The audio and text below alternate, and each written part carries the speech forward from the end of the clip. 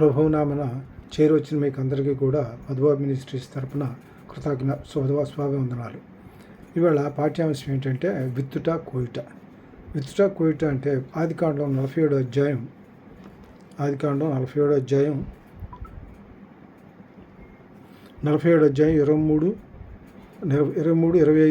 నుంచి 25 వచనాలు.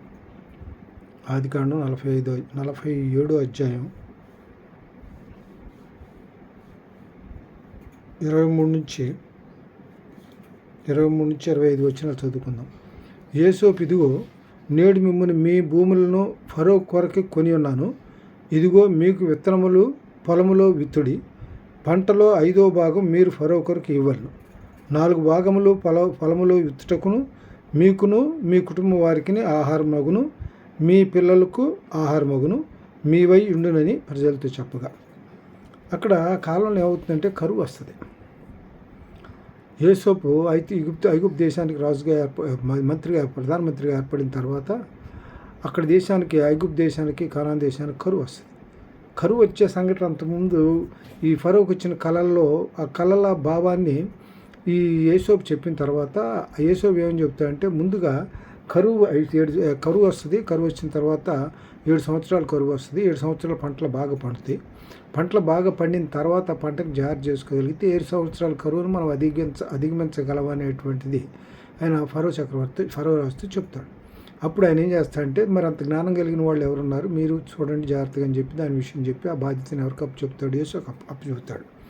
యోసేపుకి అప్పుకి వచ్చిన సందర్భంలో యోసేపు ఏం చేస్తాడంటే, ఇదిగో నేడు మిమ్మల్ని భూములను ఫరోకు కొని ఉన్నాను. అక్కడ జరిగిన సందర్భం ఏంటంటే, మొట్టమొదటిలో యోసేపు ఏం చేస్తాడంటే, అక్కడ కరువు వచ్చిన సందర్భంలో కరువులో ఏం చేస్తాడు? ఆదికాండం 47 అధ్యాయం 13 నుంచి 19 వచనాల్లో ముందు ఏం చేస్తాడంటే, వాళ్ళ దగ్గర ఉన్నటువంటి ఆహారాలు, వాళ్ళకి ఇచ్చే ఆహారం ప్రతిగా ఏం చేస్తాడంటే ద్రవ్యం, వాళ్ళ దగ్గర ఉంటే ద్రవ్యం అంతా సమకూర్చి పెడతాడు. అది అయిపోద్ది. ద్రవ్యం వీళ్ళు సమకూర్చి పెడతాడు. వీళ్ళు తీసుకున్న ఆహార పదార్థాలు అయిపోయిన తర్వాత మళ్ళీ వస్తారు. మళ్ళీ వచ్చినప్పుడు ఏం చేస్తారంటే, పొలంలో ఫరో రెండుసారి ఏం చేస్తారంటే గొర్రెల మందల్ని పశువుల మందల్ని అన్నింటినీ తీసుకొచ్చి ఈ యోసేపుకి అప్పగిచ్చేస్తారు. యోసేపు అంటే ప్రధానమంత్రి కదా, దేశానికి అప్పగిస్తారు. అప్పగిచ్చిన తర్వాత వాళ్ళకి అప్పుడు సరిపడా ఆహార పదార్థాలను వాళ్ళకి ఇస్తాడు. తర్వాత మూడోసారి ఏమవుద్దంటే, వాళ్ళ పొలాలు మొత్తం అది అయిపోద్ది. వాళ్ళ ఆహార పదార్థాలు 7 సంవత్సరాలు కదా కరువు కాలం. వీళ్ళు ఇచ్చిన తర్వాత ఏమవుతుంది, మళ్ళీ తర్వాత రెండోసారి వీళ్ళకు ఉన్నటువంటిది పొలాలను కూడా ఇచ్చేస్తారు.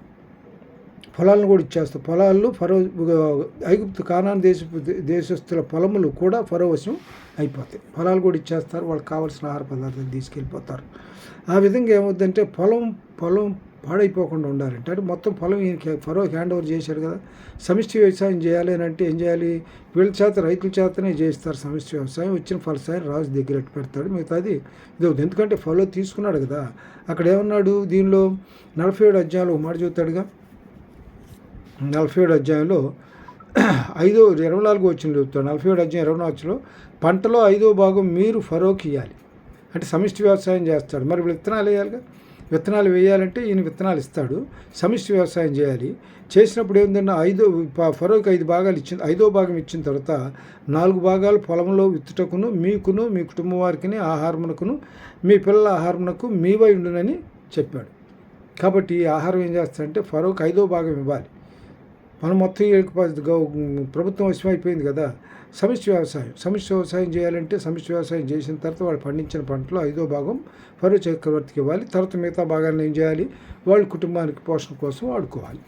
అక్కడ తర్వాత ఏమవుతుందంటే, వారు నీవు మమ్మల్ని బ్రతికించితివి, ఏలిన వారి కటాక్షం మా మీద ఉండనిమ్ము, ఫరోకు దాసులు మగ్ధమని చెప్పి. ఆ తర్వాత ఏం చేస్తారంటే, ఆ పొలం పాడైపోకుండా ఉండినట్లుగా ఇక్కడ ఏమంటాడు? 23వ వచనంలో ఏం చెప్తాడంటే, వాళ్ళు యోసేపు, ఇదిగో నేడు మిమ్మును మీ భూములను ఫరో కొరకు కొని ఉన్నాను. ఇదిగో మీకు విత్తనములు పొలంలో విత్తుడి. అంటే ఏంటనమాట, పొలాలు మొత్తం ఈయన తీసుకున్నాడు. అయితే ఎవరి భూములు వాళ్ళు ఏం చేయాలి? పండించాలి. సమిష్టిగా 5వ భాగం ప్రభుత్వానికి ఇచ్చేయాలి. సమిష్టిగా పండించిన ఆ సందర్భంలో చెప్పబడినటువంటి మాట ఇది. యోసేపు, ఇదిగో నేడు మిమ్మును మీ భూములను ఫరో కొరకు కొని అన్నాను, ఇదిగో మీకు విత్తనములు పొలముల్లో విత్తుడి. కాబట్టి పొలంలో విత్తడానికి వాళ్ళకి విత్తనాలు ఇచ్చాడనమాట. తర్వాత ఇక్కడ ఏమిటంటే మనకి ఇక్కడ జనరల్గా మనకి ఏరియాలో ఆంధ్రప్రదేశ్ రాష్ట్రంలో తీసుకున్నట్లయితే ఈస్ట్ వెస్ట్ గోదావరి డిస్ట్రిక్ట్లో ఏంటంటే దాని 2 డిస్ట్రిక్ట్స్ని రైస్ బౌల్ ఆఫ్ ఇండియా అని అంటారు. అక్కడ వరి ఎక్కువ బాగా పండుద్ది, విస్తారంగా పండుద్ది. కాబట్టి ఇది దేశానికి మొత్తానికి అక్కడ నుంచి రైస్ బాగా సప్లై చేయగలిగేటువంటి స్థాయిలో ఉంటుంది ఈస్ట్ వెస్ట్ గోదావరి జిల్లాలు. అట్లా గుజరాత్ తీసుకున్నట్లయితే గుజరాత్లో వీట్ ఎక్కువ పండుద్ది. వీట్ అంటే పంజాబ్ గుజరాత్ రాష్ట్రాల్లో వీట్ అంటే గోధుమలు ఎక్కువ పడతాయి. పంజాబ్ రాష్ట్రం ముఖ్యంగా గోధుమలు ఎక్కువగా పడతాయి. కాబట్టి అక్కడ నుంచి మనకు దేశవ్యాప్తంగా గోధుమల సప్లై అక్కడ నుంచి జరుగుతూ ఉంటుంది. కాబట్టి కొన్ని రాష్ట్రాల్లో కొన్ని జిల్లాలు ఏమవుతాయంటే ఆయా పంటలకు బాగా అభివృద్ధి అందులో పేరొందిన జిల్లాలుగా ఉంటాయి. అయితే ఇక్కడ జరిగిందంటే ఏంటంటే ఐగుప్తు కానాన్ దేశం ఇక్కడ మరి ఈస్ట్ అది అయిపోయిన తర్వాత విత్తుట కోయటకు మధ్య విత్తు విషయంలో కొన్ని జాగ్రత్తలు తీసుకోవాలి. పంట విత్తడమే కాదు, విత్తిన తర్వాత విత్తడానికి ముందు కొన్ని జాగ్రత్తలు తీసుకోవాలి. ఆ జాగ్రత్తలు ఏంటంటే నీటి వస్తు ఉంటే పంట అభివృద్ధిగా పండుద్ది. నీటి వస్తు ఉండేట్లయితే నీటి వస్తు కావాలి ముఖ్యంగా. నీటి వస్తు ఉంటే ఏమవుతుందంటే పంట మంచిగా పండుద్ది. దీనిలో నీటి వస్తుంటే పంట మంచి. దీనిలో కీర్తనలు మొదటి అధ్యాయంలో ఏం చెబుతాయంటే కీర్తనలు మొదటి అధ్యాయం 1వ అధ్యాయం 2, 3 వచనాలు ఏం చెబుతాడు చూడండి. అతడు 3వ వచనంలో అతడు నీటి కాలువలను ఎవరన్నా నాటబడిందే ఆకు వాడక తన కాలమందు ఫలించి చెట్టు వలె నుడును అని అతడు చేయనిదంతయు సఫలమగును. అంటే ఈయన ఇక్కడ ఏ సందర్భంలో చెబుతున్నా అంటే యెహోవా ధర్మశాస్త్రం నందు ఆనందించు, దివారాత్రము దాన్ని ధ్యానించువారు ధన్యుడు. ఇప్పుడు మనం మాట్లాడుకుంటుంది బైబిల్ సంబంధించే కాబట్టి బైబిల్కి ఆత్మీయంగా కూడా దీని గురించి ఆలోచించాల్సిన అవసరం ఉంది. యెహోవా ధర్మశాస్త్రం ఆనందించు, దివారాత్రము దాన్ని ధ్యానించువాడు ధనుడు. అతడు నీటి కాలువల యోరను నాటబడిందే ఆకు వాడక తన కాలం ముందు ఫలించు చెట్టు వలె నుడును, అతడు చేయని దాంతో సఫలమగును. అంటే ఏంటనమాట, నీటి వస్తు తప్పనిసరిగా నీటి వస్తే నీరు అందుబాటు నీటి కాలువలో యోరను నాటబట్టడం అంటే నీరు ఉన్న దగ్గరలో నారబడితే దానికి నీటి సమృద్ధి ఉంటుంది. చెట్టు ఆకు వాడక ఏమవుతుందంటే తన కాలం ముందు ఫలించి చెట్టు వద్ద కాలం తప్పనిసరిగా చెట్లు ఫలిస్తాయి అన్నమాట. కాబట్టి ఇక్కడ నీటి వస్తు కావాలి బాగా ముఖ్యంగా. తర్వాత ఇక్కడ ఇంతకుముందు నోవహ కాలంలో చూసినట్లయితే అప్పుడు నోవహ కాలంలో నీరు విస్తారంగా ఉండేది కాదు, వర్షాలు పడేవి కాదు. భూమి నుంచి వచ్చిన ఓట అంటే దాన్ని ఏమంటామంటే ఆవిరి వచ్చేది, నీటి ఆవిరి వచ్చేసి పంటలకు అందించేది, పంటలు పండుతూ ఉండే ఆ టైంలో. అయితే అక్కడ జరిగింది ఏంటంటే ఇక్కడ నేల శపించబడింది. ఎవరి చేత శపించబడింది? దీనిలో ఆధ్యాత్మిక దీనిలో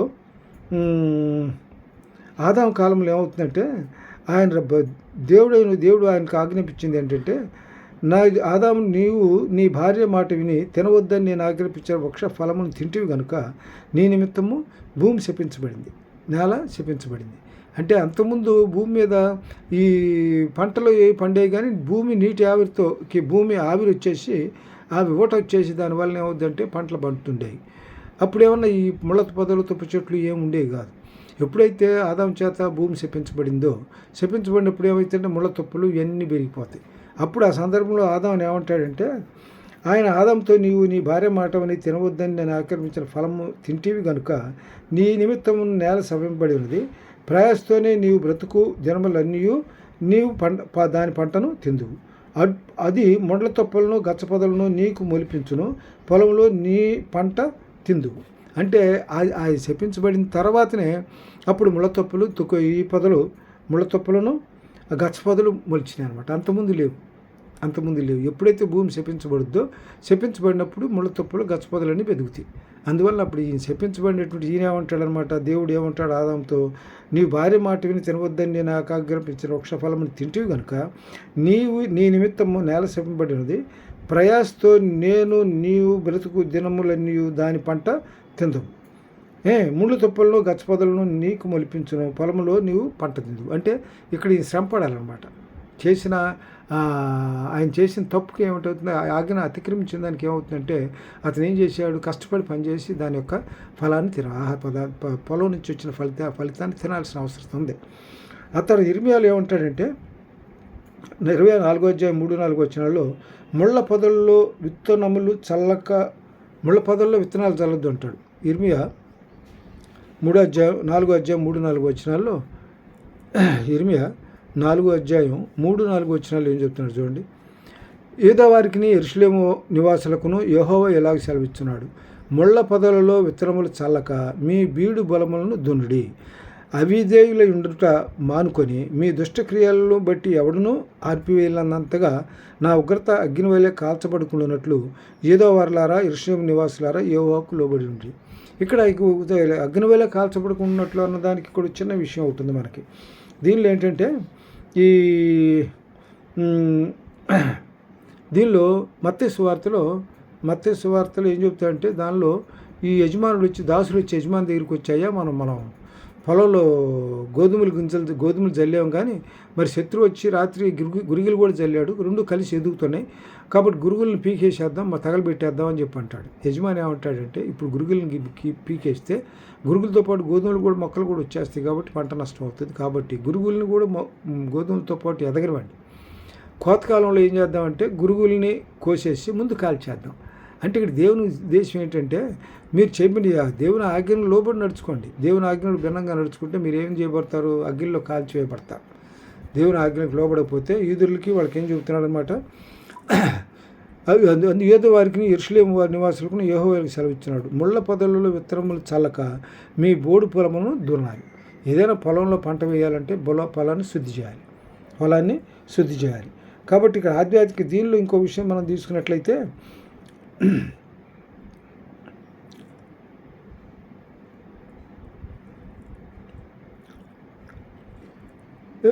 ఆధ్యాత్మిక మనం విషయం తీసుకున్నట్లయితే మనస్సులో మనం దేవుని వాక్యం అంటే భూమి అని ఏంటంటే, భూమి అంటే దేవుని వాక్యం, భూమి అంటే మనుషుల యొక్క జీవితం, విత్తనం అంటే దేవుని వాక్యం. దీనిలో చూద్దాం. ఆధ్యాత్మిక మత్తయి సువార్త 13 మత్తయి సువార్త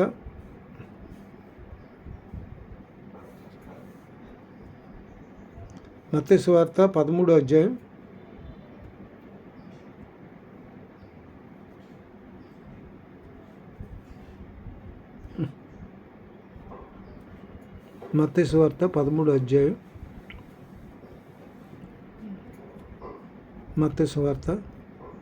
13వ అధ్యాయం ఈ 37 నుంచి 42 వచనాలు చూద్దాం. 37 నుంచి 42 వచనాలు చూస్తే, ఇక్కడ ఎందుకు ఆయన ఇట్లా నేను మంచి విత్తనము విత్తువాడు మనిషి కుమారుడు. పొలం అంటే లోకం, మంచి విత్తనాలు అంటే రాజు సంబంధులు అంటే మూల భాష కుమారులని, గురుగులంటే దుష్టులని, దుష్టులు గురుగులు దుష్టుని సంబంధులు. పొలం అంటేనేమో లోకం, మంచి విత్తనాలు అంటే రాజ సంబంధులు అంటే మూల భాషలో కుమారులు, గురుగులు దుష్టుని సంబంధులు మూల భాషలో కుమారులు, గురువులు అంటే దుష్టుని సంబంధాలు. అందుకని ఇక్కడ దేవుడు ఏం చెబుతాడంటే, రెండు కలిపి వచ్చినాయి అనుకోండి, రెండు కలిపి వస్తే ఏమవుతుంది, వాళ్ళు వీళ్ళలో మిళితం అయిపోతారు. అందులో దీనిలో మొదటి కూడా అధ్యాయం 6-14 వచనాలు ఏం చెబుతాయంటే, దుష్టులతో సాంగత్యం ఏంటి మనకి, విశ్వాసులకు అవిశ్వాసాలతో పొత్తుగా అక్కడది. కాబట్టి విశ్వాసులకు అవిశ్వాసాలతో పొత్తొద్దు. కాబట్టి ఇక్కడ గురువులు ఇవి కలిసిపోయినప్పుడు ఏమవుతుందంటే గోధుమలు కూడా పాడైపోతాయి, గోధుమలు కూడా పాడైపోతాయి. అందువల్ల ఏంటంటే పంట పూర్తిగా ఎదిగిన తర్వాత గురుగులను వేరుగా తీసేసి వాడిని కాల్చి తగలబెట్టేద్దాం. అందువల్ల అప్పటి వరకు జాగ్రత్త కూడా మంచి చెప్తారు. అంటే ఇక్కడ కూడా విశ్వాసులని అవిశ్వాసాలను దూరంగా ఉంచుతాడు. దీనిలో మత్తయి సువార్త 25వ అధ్యాయాలు ఏం చేస్తాడంటే, యజమాని ఏం చేస్తాడంటే గొర్రెలను మేకలను వేరు చేసినట్లుగా ప్రభువు కూడా ఏం చేస్తాడు, విశ్వాసులను అవిశ్వాసాలను వేరు చేస్తాడు. అట్లా ఇక్కడ దీనిలో ఏం చేయడం, దాన్ని తొందరపడి దాన్ని తీయొద్దని యజమాని సలహా ఇస్తాడు. తర్వాత మత్తయి సువార్త 13:3-8 చెబుతామంటే, మత్తయి సువార్త 13 అధ్యాయం 3 నుంచి మత్తయి 13 అధ్యాయం 3 నుంచి 8 వచనాల్లో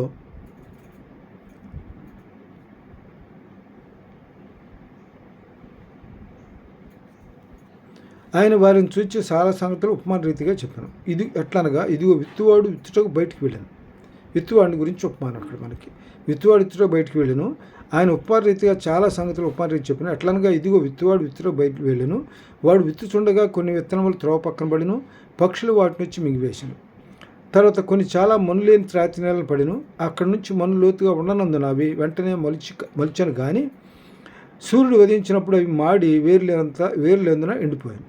కొన్ని ముండ్ల పొదల్లో పడిను, ముండ్ల పొదలు ఎదిగి వాటిని అణిచివేశాను. కొన్ని మంచి నేలను పడి ఒకటి 100 ఒకటి 60 ఒకటి 30 ఫలించాను. ఒకటి 100 60 30 ఫలించాను.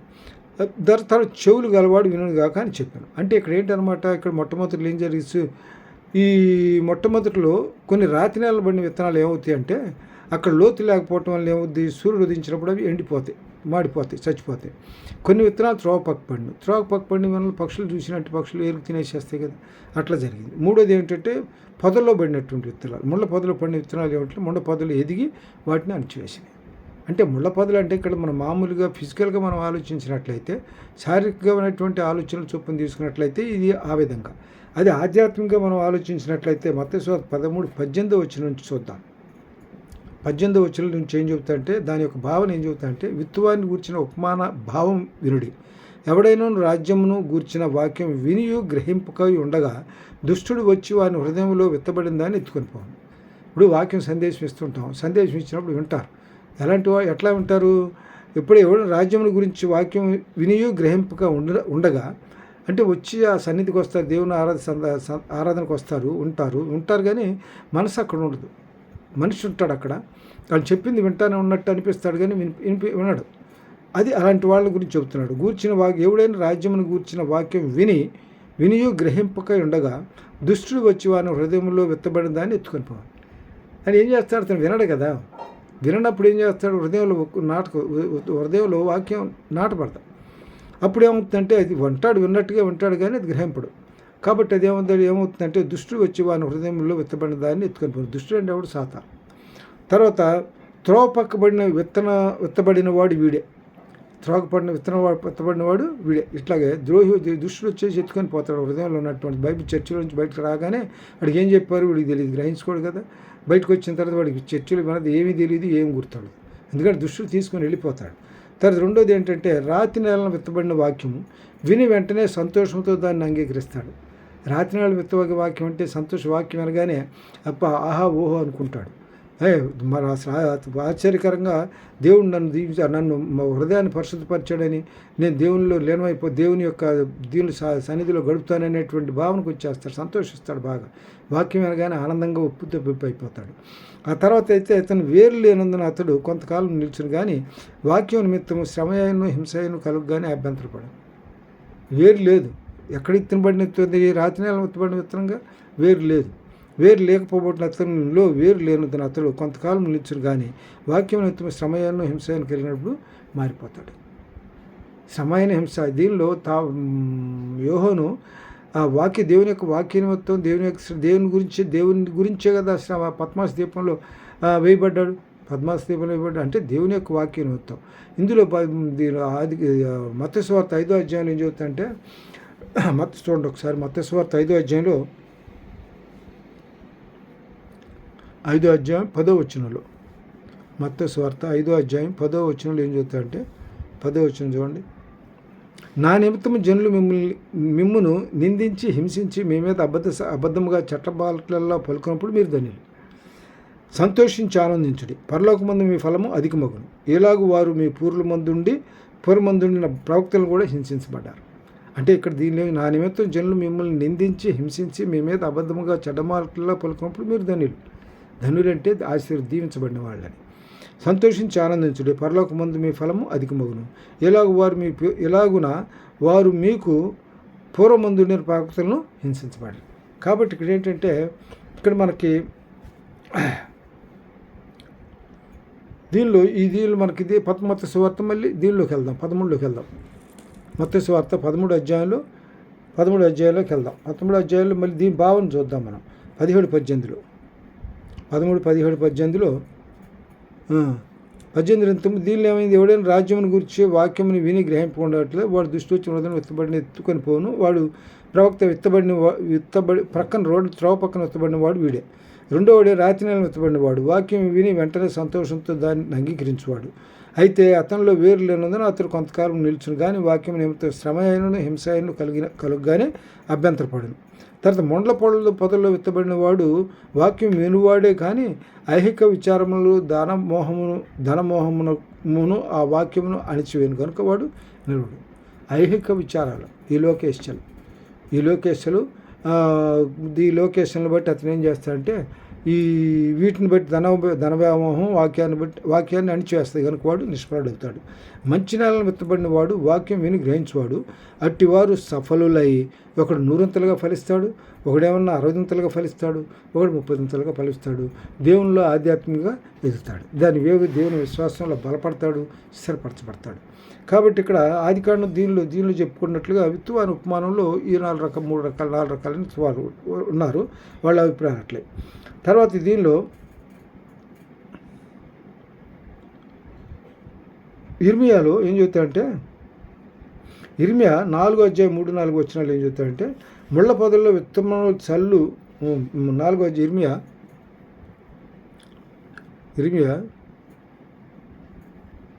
4:3-4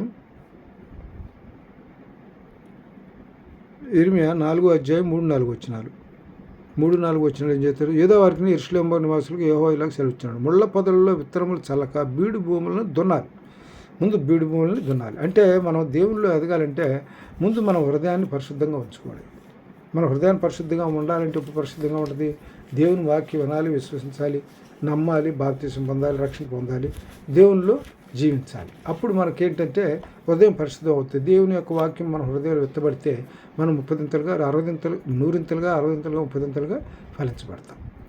దీనిలో ఇంకో విషయం ఏంటంటే, ఈ మత్తయి సువార్త 13 యజమానులు తర్వాత ఫలం అనే జీవితము. దీనిలో ఇంకో విషయం చెప్తుంది. దీనిలో మత్తయి 37:42 ఏం చెప్తాడు? 37:42 చూసాను. తర్వాత దీనిలో ఇంకోటి ఏంటంటే, ఫలము అనే జీవితం అంటే ఫలం అనే జీవితం అంటే హృదయంలో వాక్యం అనే విత్తనం విత్తుటకు హృదయాన్ని సిద్ధపరచుకోవాలి. బుద్ధి కలిగిన కనులు, బుద్ధి లేని కనికలు ఇద్దరి గురించి చెప్పుకుంటారు కదా. బుద్ధి కలిగిన కనికలు ఏమన్నా దేవుని రాకడికి సిద్ధపడి ఉంటారు. బుద్ధి లేని కనికలు ఏమంటే దేవుని రాకడికి సిద్ధపడి ఉండరు. వీళ్ళు ఏమన్నా వాళ్ళు గిన్నెల్లో నూనె తీసుకొచ్చుకొని పెట్టుకొని అంతా రెడీగా ఉంటారు. వీళ్ళ దగ్గర నూనె లేదు. ఆయన వచ్చినప్పటికి ఏమన్నా నూనె లేదు కాబట్టి పోయి తెచ్చుకునే సమయంలో దేవుడు వెళ్ళిపోతాడు. ఇక్కడ మనకు నోహ కాలంలో ఏమవుతుందంటే, దేవుడు ఏం చేస్తాడంటే, నోహ దీని ఓడ సిద్ధమైన తర్వాత, జలప్రళయం ప్రారంభమైన తర్వాత గేట్ ఎవరు వేస్తారు? ఉన్నది ఒకే డోర్ ఎవరు వేస్తారు? దేవుడే వేస్తాడు, నోహ వేయడు. అందువల్ల ఏంటంటే ఇక్కడ ఒకటే మార్గం, అదే ఇరుకు మార్గం. విశాల మార్గం, ఇరుకు మార్గం ఉంటుంది. ఇరుకు మార్గం ఇరుకు మార్గం ఎట్లా ఉంటుంది అంటే కొంచెం ఇబ్బందికరంగా ఉంటుంది. అంటే దేవుడు ఇక్కడ బుద్ధి కలిగిన కన్నులు దేవుడు వచ్చే సమయానికి బుద్ధి కలిగిన కన్నులు మెళుకుగా ఉంటారు కాబట్టి, సిద్ధపడి ఉంటారు కాబట్టి వాళ్ళు దేవునితో పాటు వెళ్తారు. బుద్ధి లేని కనుకలు అక్కడ నిలబడిపోతారు. అందువల్ల ఇక్కడ ఏంటంటే, మనం ఈ హృదయం ఫలం అనే జీవితంలో హృదయం ఫలం అనేటువంటిది ఏమన్నా ఫలం అనే జీవితం అంటే హృదయం ఫలం అనేటువంటిది వాక్యం అనేటువంటిది విత్తనము విత్తుటకు హృదయం సిద్ధపరచబడి ఉండాలి. 1 కొరింథీ 3:5-7 ఏం చెప్తాడంటే, ఇక్కడ నేను నాటి తిని అపోలో నీళ్లు పోసాను, వృద్ధి చేసిన వాడు దేవుడే. మీరు మొక్కలు నాటినా కూడా, నీరు పోసినా కూడా, ఎంత చేసినా మొక్కలు నాటిన వాడు దేవుడే, దాన్ని అభివృద్ధి పరిచేవాడు దేవుడే. పొలం కాపుకాయచున్నాను. దీనిలో బైబిల్లో ఒక వాక్యం చెబుతాడు. హెస్కేలు ఏం చెబుతాడంటే, పొలాన్ని కాపుకాయచున్నాను, క్షణం నీరు పెడుతున్నాను, దాని పంట అభివృద్ధి దాన్ని కాపుకాయచున్నాను, నీరు పెడుతున్నాను, మంచిగా ఫలం ఇచ్చేటట్టుగా ఆజ్ఞాపిస్తున్నాను సెలవిస్తాడు. మంచిగా పంట ఇచ్చే విధంగా ఆజ్ఞాపిస్తున్నాడు. అంటే ఫలాన్ని కాపుకాస్తున్నాడు, క్షణం నీరు పెడతాడు ఆయన. కాబట్టి నీరు పెట్టినవాడు నేను నాటితేనే అపోలో నీళ్ళు పోసినా అని చెప్పుకుంటున్నారు, కానీ దాన్ని వృద్ధి చేసిన వాడు ఎవరు? దేవుడే. కాబట్టి మనం ఆధ్యాత్మికంగా ఎదగాలంటే దేవునిలో మనం దేవుని పట్ల విశ్వాసం కలిగి ఆధ్యాత్మికంగా ఎదగాలి. తర్వాత ఇక్కడ దీనిలో యోబు 4:8 చెప్తాడంటే, ఇందులో ఫేక్ విత్తనాలు ఉంటాయి. ఫేక్ విత్తనాలు అంటే అబద్ధ బోధలు. అబద్ధ బోధలు ఏంటంటే, యోబు 4:8 ఏం చెప్తా అంటే, అక్రమంగా దున్ని విత్తువానికి యోబు 4:8 చూద్దాం. యోబు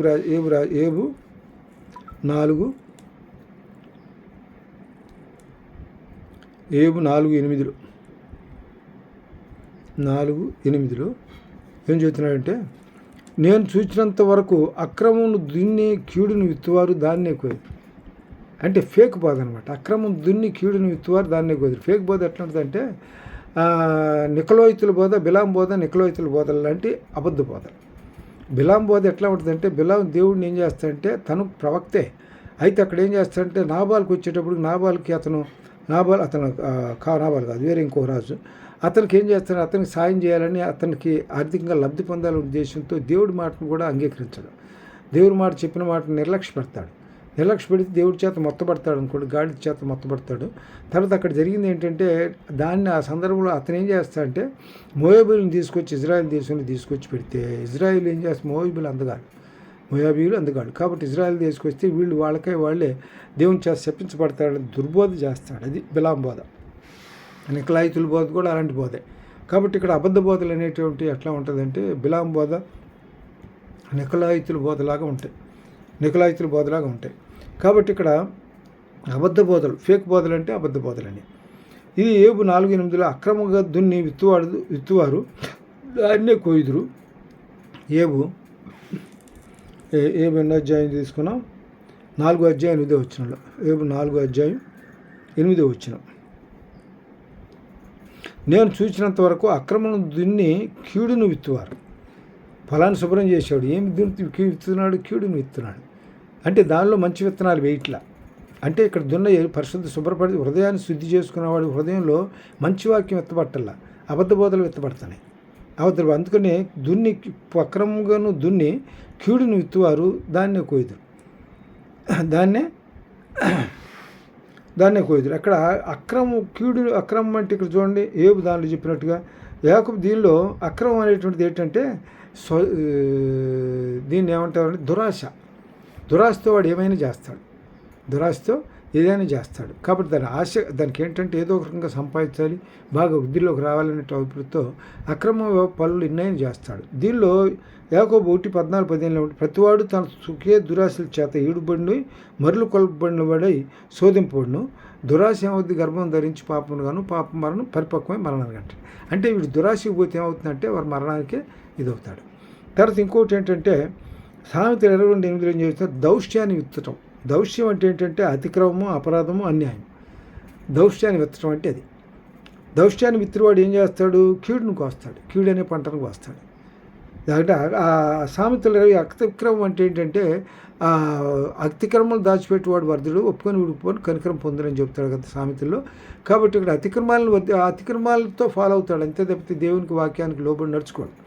తర్వాత అపరాధం అంటే వాడు చేసే పనులన్నీ కూడా అపరాధంతో ఉండేటువంటి పనులు, ఎదుటి వాళ్ళకి కీడు చేసేటువంటి పనులు. తర్వాత అన్యాయం అంటే కొలసీలు రాసిన ప్రతి 3:25 చెబుతుంటే అన్యాయం చేసిన వాడు తను చేసిన అన్యాయం కొలది వాడు అనుభవిస్తాడు. పక్షపాతం లేదు దేవుని దృష్టిలో. కాబట్టి అన్యాయం ఇట్లాంటి పనులన్నీ చేసిన వాడు ఏమవుతాయంటే కీడుని విత్తుతాడు, దౌష్యాన్ని విత్తాడు, కీడుని కోస్తాడు. కీడుని కోస్తామంటే వాడు ఏమి విత్తాడు అదే పంటను కోస్తాడని మాకు సెలవు మనకు ఉందిగా, వాక్యం ఉందిగా. దీనిలో గలతీ 6:7 ఉంటాడు, మనుషుడు ఏమి విత్తునో ఆ పంటనే కోయను. మనుషుడు ఏం పంట వేస్తాడు ఆ పంటనే కోస్తాడు మనకు ఉందిగా దీనిలో వాక్యం. కాబట్టి దౌష్యాన్ని విత్తివాడు కీడునే పంటను కోస్తాడు. తర్వాత రెండోది ఏంటంటే మేకాలో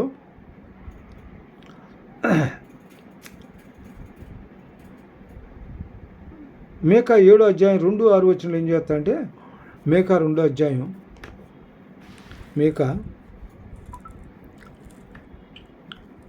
6-7 2వ అధ్యాయం 6-7 ఏం చెప్తాడంటే సముద్రపు ప్రాంతము జఫన్ వచ్చిందా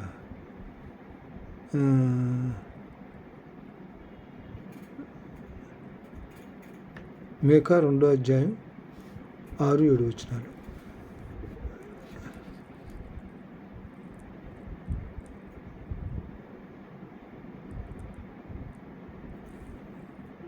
మేకా 7వ అధ్యాయం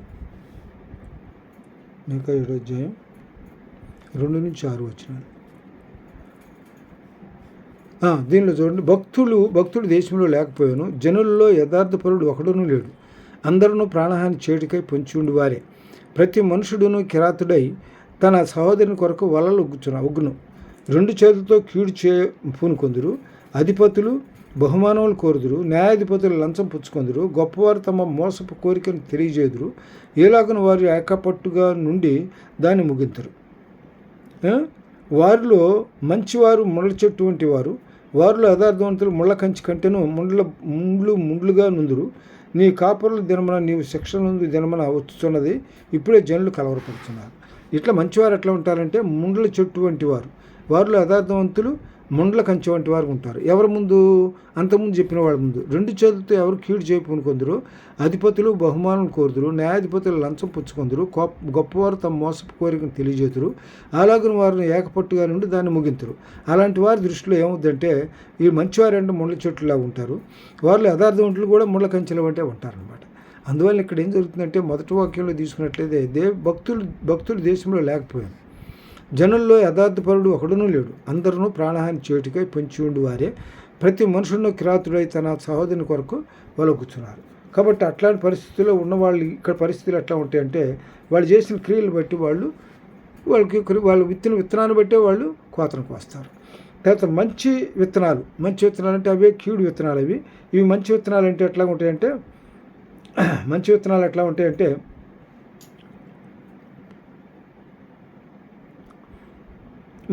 ఎట్లా ఉంటాయి? హోషియా గ్రంథం ఉంది, హోషియా తీసుకుందాం. మంచి విత్తనాలు హోషియాలు తీసుకుందాం.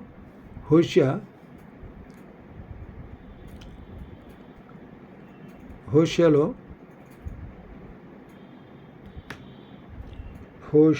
10వ అధ్యాయం 12వ వచనం చూద్దాం. 10వ అధ్యాయం 12వ వచనం. నీతి ఫలించినట్లు మీరు విత్తనము వేయుడి, ప్రేమైన కోత మీరు కోయుడి. యెహోవాను వెదుకుటకు ఇదే సమయం, కనుక ఆయన ప్రత్యక్షమై మీ మీద నీతి వర్షం కురిపించినట్లు ఇదివరకు అన్నడును దున్నని బీడు భూమును దునుడి. నీ ప్రవర్తన ఆధారం చేసుకొని నీ బలాఢ్యులను నమ్ముకొని నీవు చెడుతనపు పంటకై దున్నితివి గనుక మీరు పాపమును కోత కోసి ఉన్నారు, అబద్ధమునకు ఫలమును పొంది ఉన్నారు. అంటే ఇక్కడ ఏంటంటే నీతిని విత్తమంటున్నారు. నీతి ఫలించినట్లు మీరు విత్తనములు వేయడి. అప్పుడు ఏ పంటకు వస్తారు? ప్రేమ అనే కోతకు వస్తారు. దీనిని హోషియాలో చెప్తున్నాడు. నీతి ఫలం ఫలించడం అంటే మనకి నీతి ఫలాలు అంటే మొదటి కొరింథీయులు రాసిన పత్రిక 13వ అధ్యాయం ప్రేమ అనేటువంటి దానికి మొదటి కొరింథీయులు రాసిన పత్రిక 13వ అధ్యాయం 4-8 వచనాల్లో మొదటి కొరింథీయులు రాసిన పత్రిక 13వ అధ్యాయం 4-8 వచనాలు 4-8 వచనాలు ఏం చెప్తారంటే ప్రేమ దీర్ఘకాలం సాధించును, దయ చూపించును, ప్రేమ మత్సరపడదు, ప్రేమ డమ్మంగా ప్రవర్తించదు, అది ఉప్పొంగదు, అమర్యాదగా నడవద్దు, స్వప్రయోజనం విచారించుకోందు, త్వరగా కోపపడదు, ఆపకారం మనసులో ఉంచుకోందు, దుర్నీతి విషయం సంతోషపడక సత్యంలో సంతోషించును. అయితే అన్నిటినీ తాళును, అన్నిటిని నమ్మును, అన్నిటిని నిరీక్షించును, అన్నిటిని ఓర్చును. ప్రేమ శాశ్వతకాలముడును, ప్రవచనములైన నిరర్థకములగును, భాషలైన నిలిచిపోను, జ్ఞానమైన నిరర్థకమగును. మనం జ్ఞానమైన నిరర్థకం అవుద్ది, అయితే ప్రేమ మాత్రం శాశ్వతకాలం నిలుస్తుంది. అయితే ఇక్కడ ఇంకో మాట ఏం చెప్తారంటే 1-2 వచనాల్లో ప్రేమను గురించి 13వ అధ్యాయం 1-3 వచనాలు ఏం చెప్తారంటే చూడండి. మనుషుల భాషలతోనూ దేవదూతల భాషలతో నేను మాట్లాడినను, ప్రేమ లేని వాడనైతే మ్రోగుడు కంచునో గణగలలాడి తాళమనైందును. ప్రవచించు కృపావరం కలిగి మర్మములనియు జ్ఞానమంతయు ఎరిగిన వాడినైనను, కొండలను పకలింపగల పరిపూర్ణ విశ్వాసం గలవాడినైనను ప్రేమ లేని వాడినైతే వ్యర్థం. ఇంకోటి మాట కూడా చెబుతాడు. బేదల పోషణ కొరకు నా ఆస్తి అంతయు ఇచ్చిన, కాల్చబట్టునకు నా శరీరం అప్పగించినను ప్రేమ లేని వాడినైతే నాకు ప్రయోజనం ఏమీ లేదు. అంటే ప్రేమ అంటే ఇవన్నీ నీ సర్వస్వాన్ని దేవుడికని ఇచ్చేసినా కూడా అసలు ప్రేమ అనే పదార్థం నీ దగ్గర లేకపోతే నువ్వు వేస్ట్ అనమాట. అంటే ప్రేమ ఇందులో ఇంతకుముందు చెబుతాడు కదా, 4-8 ఏం చెబుతాడు? ప్రేమ దీర్ఘకాలం సహించదు, దయ చూపించుద్ది, మత్సరపడదు, ప్రేమ డమ్మంగా ప్రవర్తించదు, ఉప్పొంగదు, అమర్యాదగా నడవద్దు, స్వప్రయోజనం విచారించుకోదు, త్వరపడదు, అపకారమును మనసులో ఉంచదు. అంటే ఏంటన్నమాట? టోటల్గా ప్రేమ కలిగిన వాడు ఏంటంటే పూర్తిగా తాను తగ్గించుకుంటాడు. బైబిల్లో ఒక మాట చెప్పి తాను హెచ్చించుకునేవాడు తగ్గించుకోండు, తాను తగ్గించుకునేవాడు హెచ్చించబడు. యవనస్తుడు ధనవంతుడైన యవనస్తుడు ఏం చేస్తాడంటే దేవుని దగ్గరికి వచ్చి, దేవాన్ని పరలోక రాజ్యంలో చేరటానికి నేనేం చేయాలంటే నీకున్న ఆయుధాస్తిని పనిచేయమంటాడు, వచ్చి నా కాడిని ఎత్తుకోమంటాడు. అతను ధనవంతుడైన యవనస్తుడు వ్యసనపడి ఏం చేస్తాడంటే తను ఇక్కడి నుంచి వ్యసనపడి వెళ్ళిపోతాడు. అప్పుడు అంటాడు ప్రభు ఏమంటే ఒంటి సూది వ్యర్థంలో ప్రవేశించడం సాధ్యమే కానీ ధనవంతుల పరలోక రాజ్యం ప్రవేశించడం దుర్లభం అంటాడు. అంటే తను తగ్గించుకోవాలి. అతను అక్కడ మనం తగ్గించుకున్న వాళ్ళు ఏం చేస్తారంటే హెచ్చించబడతారు. తనలో మళ్ళీ అహాన్ని తీసేయాలి, అంభవం తీసేయాలి, తగ్గించుకోవాలి. ఈర్ష్య, అసూయ, ద్వేషం, వ్యర్థమైన ఆలోచనలు, ఆలోచనలు మన హృదయాల నుంచి తీసేసుకోవాలి. తీసేసుకుంటే కానీ అప్పుడు తీసేసుకొని మనం తగ్గించుకుంటే కానీ మనం దేవుని రాజ్యానికి వారసులు కార్యాలు. కాబట్టి ఇక్కడ హోషద్దాలు కొరింథీయుల తర్వాత గంధపు చెక్కను ఒకసారి ఉదాహరణ తీసుకుంటే గంధపు చెక్కని ఎంత అరగదీసినా కూడా గంధపు వాసన పోదు. చిన్న మొక్క తీసుకొని కట్ చేసి చిన్న మొక్క తీసుకొని గీరినా కూడా గంధపు వాసనే ఇస్తుంది. అదేవిధంగా దైవజనులు ఎట్లా ఉంటారంటే దేవుని బిడ్డలు ఎట్లా ఉంటారు, ప్రపంచంలో దీవెనకరంగా ఉంటారు. దేవుని బిడ్డలు ప్రపంచం అందరిని ప్రేమిస్తారు, అందరిని సహిస్తారు. అందరి పట్ల ఏం చేస్తారంటే దేవుని కొరకు వారి బిడ్డల పట్ల దేవుని ప్రార్థిస్తారు. అయ్యా ఆపదలో ఉన్నారు, ఇరువుల్లో ఇబ్బందులు ఉన్నారు కాబట్టి వాళ్ళకి సహాయం చేయమని అడుగుతారు. వీళ్ళకి ఎట్లా ఉంటుందంటే ఈ ఈర్ష్య ఉండదు, అసూయ ఉండదు, ద్వేషం ఉండదు. అందరూ కూడా ప్రభువులుగా రావాలి. ఇప్పుడు గొర్రె 100 గొర్రెల్లో ఒక గొర్రె తప్పిపోతే తప్పైన ఒక గొర్రె కోసం పరిగెత్తాడు. ఎందుకంటే 100 మంది నీతిమంతుల కంటే ఒక అవినీతిపడు నీతిగా మంత్రిమంతులు మార్చుపడి దేవుళ్ళలోకి వస్తే దేవునికి ఎంతో ఇష్టం. కాబట్టి అందువల్ల ఏంటంటే 100 మంది 100 గొర్రెలు ఉంటే తప్పిపోయిన గొర్రె గురించి బాధపడతాడు. ఇక్కడ తప్పిపోయిన కుమారుని గురించి కూడా అదే జరుగుద్ది. అతను ముందు తన ఆస్తి మొత్తం తీసుకెళ్ళి ఏం చేస్తాడంటే దుర్వ్యాపారానికి ఖర్చు పెట్టేసి అయిపోయిన తర్వాత ఏం చేస్తే తల్లి దగ్గరికి వస్తాడు. నేను పందులు పూటి తింటానికి కూడా అర్హుడు కాదు. అక్కడ నాకు ఇప్పుడు చేతగాళ్ళు చాలామంది ఉన్నారు, మా నాన్న దగ్గర చేతగాళ్ళు ఉంటారు కాబట్టి ఇక్కడ నేను పోయి చేతగాడు ఉంటానని చెప్పి తండ్రి దగ్గర తన పాపాలు నొప్పుకొని రావాలని కోరుకుంటాడు. కానీ తండ్రి ఏం చేస్తాడు, తప్పిపోయిన కుమారుడు వచ్చాడు కదా అని సంతోషంతో కుమారుని దగ్గర చేర్చుకుంటాడు. కాబట్టి ఇక్కడ మనం చెప్పుకోవాల్సింది ఏంటంటే నీతిని విత్తువాడు శాశ్వతమైనటువంటి పంటను కోస్తాడు. నీతిని సామెత 11:18 ఏం చేస్తాడు, సామెతలు ఏం చెప్తాడంటే 11:18 సామెతలు 11:18 సామెతలు 11:18